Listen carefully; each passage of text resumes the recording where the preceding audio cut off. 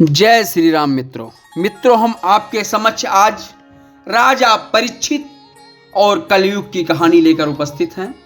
कहानी बहुत अच्छी है मित्रों, ध्यान से सुनिए शुरू से अंत तक, बहुत ही आनंद आएगा।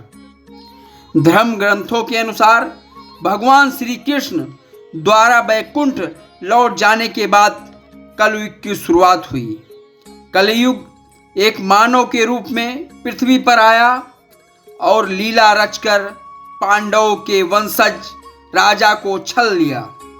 धर्म से बंधे राजा ने सब जानते हुए भी कलयुग को शरण दी और कुछ ही देर में कलयुग ने अपनी असली रंग दिखा दिया। श्री कृष्ण द्वारा पृथ्वी छोड़ देने के बाद पांडव भी हिमालय के रास्ते स्वर्ग चले गए। इससे पहले पांडव ने अपना राज्य अभिमन्यु और उत्तरा के पुत्र परीक्षित को सौंप दिया। एक दिन राजा परीक्षित शिकार पर जा रहे थे कि रास्ते में उन्हें एक व्यक्ति हाथ में डंडा लिए बैल और गाय को पीटते दिखा। उस बैल के एक पैर था और गाय कामधेनु दिख रही थी।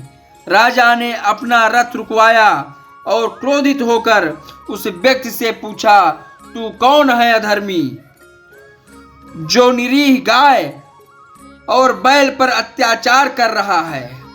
तेरा कृत्य ही ऐसा है कि तुझे मृत्युदंड मिलना चाहिए।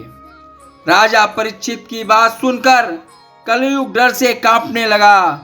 इस पर राजा ने बैल से पूछा, हे देव, आपके 3 पैर कहाँ हैं? आप बैल हैं या कोई देवता हैं? बैल ने कुछ ना कहते हुए भी सब कुछ कह दिया और बैल के वचन सुनकर राजा ने कलयुग का वध करने के लिए अपनी तलवार निकाल ली। इस पर कलयुग त्राहि त्राहि करते हुए राजा परीक्षित के पैर में गिर गया। राजा अपनी शरण में आए हुए व्यक्ति की हत्या नहीं करते थे, तो उन्होंने कलयुग को जीवन दान दिया। राजा परीक्षित बहुत ज्ञानी भी थे।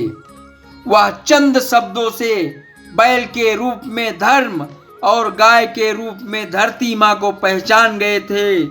कलयुग को जीवन दान देने के बाद राजा परीक्षित ने कहा, कलयुग तू ही पाप, झूठ, चोरी, कपट और दरिद्रता का कारण है, तू ही है।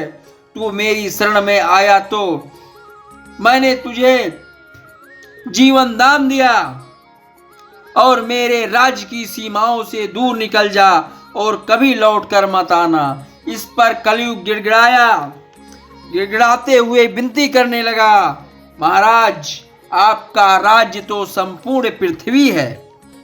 मैं आपकी शरण में आया हूं तो मुझे रहने का स्थान भी आप ही दीजिए।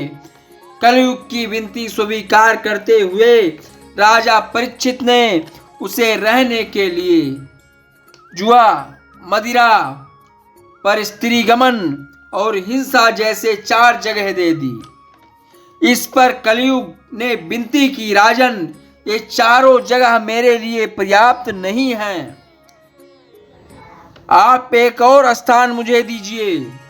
इस पर राजा ने उसे सोना अर्थात स्वर्ण के रूप में रहने की अनुमति दे दी और शिकार के लिए आगे बढ़ गए। कलयुग को स्थान देते समय राजा यह भूल गए कि उन्होंने सिर पर सोने का ही मुकुट पहन रखा है।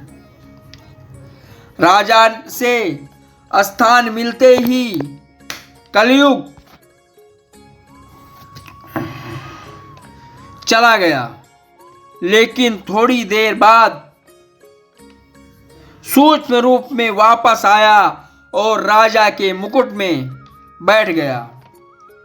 शिकार के रास्ते में राजा को प्यास लगी तो वह समिक ऋषि के आश्रम में चले गए और उस समय समिक ऋषि ध्यान में लीन थे और राजा द्वारा पानी मांगे जाने पर भी उन्होंने कोई उत्तर नहीं दिया। इस पर राजा के मुकुट में बैठे कलयुग ने अपना असर दिखाया और राजा के मन में ऋषियों को मृत्युदंड देने का विचार आया, किंतु अच्छे संस्कारों के कारण उन्होंने ऐसा करने से खुद को रोक लिया। लेकिन कलयुग के बुरे प्रभाव के कारण उनकी मति भ्रष्ट हो गई। उन्होंने एक मरा हुआ सांप समीक ऋषि के गले में डाल दिया। पृथ्वी के किसी मनुष्य पर कलयुग का यह पहला प्रभाव था।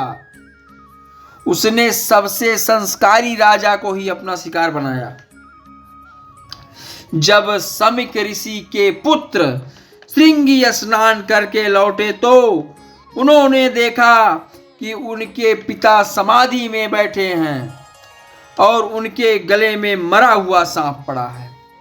यह देखकर वह बहुत क्रोधित हुए और पता करने पे उन्होंने एक राजा द्वारा यह कृत्य करने के बारे में पता चला। इस पर उन्होंने शाप दिया कि अगले 7 दिन के अंदर राजा की मृत्यु तक्षक नाग के डसने से होगी। जब समीक ऋषि का ध्यान पूरा हुआ और उन्हें इस बारे में पता चला, तब उन्होंने राजा के पास सूचना भिजवा दी ताकि वह पूरी सतर्कता बरते। इस पर राजा ने अपने आप को मृत्यु के लिए पूरी तरह से तैयार कर लिया और अपने बेटे जन्मेजय का राज तिलक कर उन्हें राज सौंप दिया। फिर 7वें दिन तक्षक के काटने से राजा की मृत्यु हो गई। जब जन्मेजय को पिता की मृत्यु का कारण पता चला तो उन्होंने सभी सांपों को मारने के लिए सर्प सत्र यज्ञ किया। इस पर सभी सांप आकर हवन कुंड में गिरने लगे। डरे हुए तक्षक ने इंद्र के सिंहासन में लपेट ले लिया और फिर आस्तिक ऋषि के समझाने पे जन्मेजय ने अपना यज्ञ रोका। फिर पृथ्वी पर इतना सक्षम कोई राजा नहीं बचा जो कलयुग को रोक सके। ये कहानी यहीं तक थी मित्रों। इस कहानी से जुड़ी हुई एक कहानी और हम आपको सुनाते हैं। श्री कृष्ण के देह त्याग कर बैकुंठ यात्रा की खबर सुनकर युधिष्ठिर अपने भाइयों सहित स्वर्ग जाने की तैयार हुए। उन्होंने अपने पौत्र परीक्षित को राज सौंप दिया और पांडवों के हिमालय के चले जाने के बाद परीक्षित पृथ्वी का पालन करने लगे। जब राजा परीक्षित दिग्विजय करने चले तो उन्हें राजा के रूप में कलयुग मिला, जो अपने पैरों से गौ और बछड़े को मार रहा था। उन्होंने देखा कि धर्म बैल का रूप धारण कर जा रहा है, जिसका केवल एक ही पैर था। उसने पृथ्वी को बिना बछड़े की माता के समान जानकर पूछ कि तुम किसके लिए इतनी दुखित हो रही हो? पृथ्वी पर श्री कृष्ण तुम्हारे भार को हल्का करते थे, क्या उनके अंतर ध्यान होने के कारण तुम दुखी हो? पृथ्वी गाय के रूप में पृथ्वी पर हो रहे उत्पादों से दुखी थी। एक राजसी वेश में एक शूद्र हाथ में एक लंबा सा दंड लिए गौ और बैल को मार रहा था।